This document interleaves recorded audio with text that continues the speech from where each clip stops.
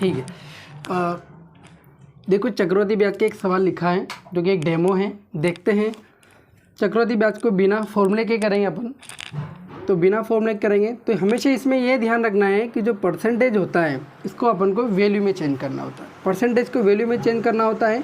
तो जैसे कि अपन कोई भी 5% लिया मैंने या 5%, तो 5% लेंगे तो जब भी परसेंटेज हटाएंगे तो बटे में आएगा 100।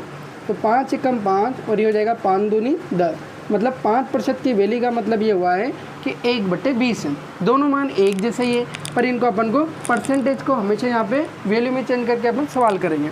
जैसे कि अगर यहाँ 2 साल का ब्याज निकालना है, कितने साल का ब्याज निकालना है? 2 साल का। बिना फॉर्मूले के करेंगे अपन, तो 2 साल का ब्याज निकालना है। तो ये हो गया अपना मूलधन, और ये पहले साल का ब्याज हो गया, और ये दूसरे साल का, ये पहले साल का है। और ब्याज का भी ब्याज निकाल, चक्रवृद्धि ब्याज उसको बोलते हैं ब्याज का भी ब्याज, क्योंकि मूलधन तो क्या होता है हर साल बराबर बराबर होता है, पर चक्रवृद्धि ब्याज एक क्या होता है कि ब्याज पर भी ब्याज लिया जाता है। जैसे कि ये 2 साल का है, तो 2 साल का अगर साधारण ब्याज पूछे तो अपन को ए और ए को जोड़ना है।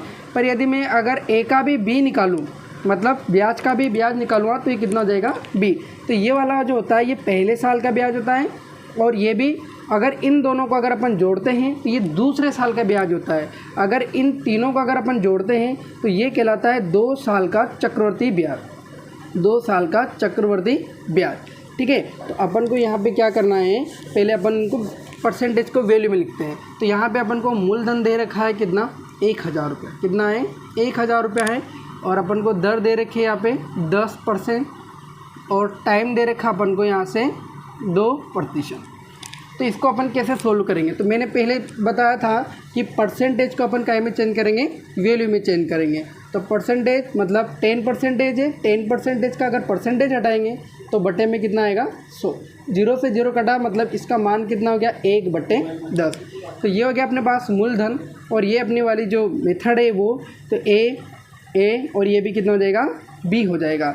तो अपन यहाँ से मूलधन लिखते हैं तो हो जाएगा 1000, और 1000 का 1/10 निकालना है। तो 1000 का 1/10 निकालेंगे तो 0 से 0 कटा, मतलब मुझे 1000 रुपये पे कितना ब्याज मिला है 100 रुपया। तो 100 रुपये यहाँ मिला है तो 100 रुपया यहाँ भी मिलेगा। 100 रुपये का वापस ब्याज निकालेंगे अपन, तो वापस 1/10 निकालेंगे। क्यों? क्योंकि अपन ब्याज का भी ब्याज निकाल रहे हैं इसमें, क्योंकि 1000 रुपये पे मुझे मिला कितना है 100 रुपया, और 100 रुपये का भी ब्याज निकालेंगे तो 100 रुपये पे मुझे कितना मिलेगा 10 रुपया। कितना मिला? 10 रुपया। और यहाँ पे मैंने अभी बताया था साधारण ब्याज होता है वो हर साल बराबर बराबर होता है। तो पहले साल का साधारण ब्याज भी 100 रुपया है, दूसरे साल का साधारण ब्याज भी 100 रुपया है। अगर ये पूछे कि दोनों साल का साधारण ब्याज बताए तो 2 साल का साधारण ब्याज कितना होगा ए प्लस ए। तो साधारण ब्याज का क्या हो जाएगा टोटल 100 + 100 बराबर कितना हो जाएगा 200। तो 2 साल का साधारण ब्याज यहाँ पे कितना है 200 रुपया। अगर चक्रवृद्धि ब्याज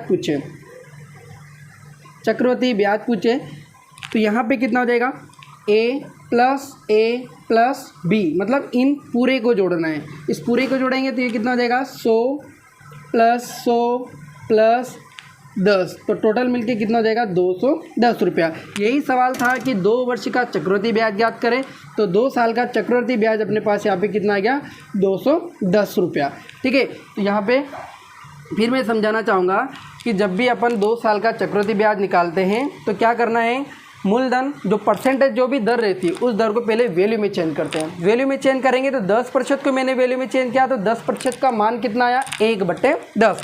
1/10 आया तो मुझे 1000 रुपया पे 1/10 निकालना है।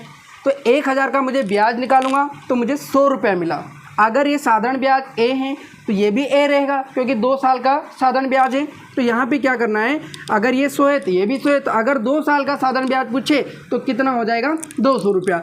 पर मुझे चक्रवृद्धि ब्याज तो ये होता है कि ब्याज का भी ब्याज निकालना है। तो 100 का ब्याज निकालेंगे वापस 10% से, तो 100 रुपये का ब्याज निकाला तो कितना मिला मुझे 10 रुपया। तो 100 रुपया पे ब्याज मुझे कितना मिला है 10 रुपया। यहाँ पे चक्रवृद्धि ब्याज पूछा है तो 100 और 10 टोटल मिला के 210 रुपया हो गया।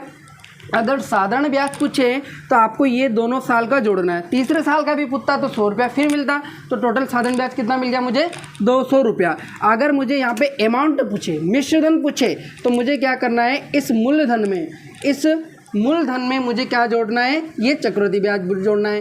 तो ये हो जाएगा ए बराबर चक्रवृद्धि ब्याज प्लस प्रिंसिपल। तो चक्रवृद्धि ब्याज मुझे मिला 210 रुपया प्लस यहाँ पे मूलधन है 1000 रुपया, तो टोटल मिश्रधन कितना हो जाएगा अपने पास 1210 रुपया। तो यहाँ पे अपन ने एक ही चीज़ से अपन ने कम से कम 4-5 आंसर निकाले हैं कि साधन ब्याज भी निकाल लिया है, चक्रवृद्धि ब्याज भी निकाल लिया है, मिश्रधन भी निकाल लिया है। अगर ये पूछे कि 1.5 वर्ष का ब्याज बताओ, कितने वर्ष का बताओ, 1.5 वर्ष का ब्याज बताओ, तो 1 साल का ब्याज तो अपन को पता है कि कितना है अपने पास 100 रुपया है। कितना है 100 रुपया। कितने साल का चाहिए, 1.5 वर्ष का। अगर पूछे कि 1.5 वर्ष का ब्याज बताओ तो पहले साल का तो अपने पास कितना मिल गया मुझे 100 रुपया, दूसरे साल का ब्याज ये होता है तो 100 और 10 मिलके 110 रुपया, और इसका निकाल लो कितना 1/2, क्योंकि अपन को तो आधा ही साल का चाहिए, तो 2 से काटेंगे तो ये कितनी बार कटेगा, 55 बार कटेगा। तो मुझे 1.5 वर्ष का चक्रवर्ती ब्याज जो मिला है, तो 1.5 वर्ष का चक्रवर्ती ब्याज मिला, वो कितना मिला 100 + 55, तो मुझे टोटल मिलके कितना हो गया 155 रुपया। ये कितने साल का ब्याज है अपने पास, 1.5 साल का। तो यहाँ पे मैंने एक ही चीज़ से कितनी सारी चीज़ें निकाली है, एक डेमो सवाल था, बाकी इसमें बहुत सारी बेसिक चीज़ें होती है जो समझाना पड़ता है। और अभी ये एक सवाल है, आप देखना समझ में आएगा, आगे भी मैं कोशिश करूँगा।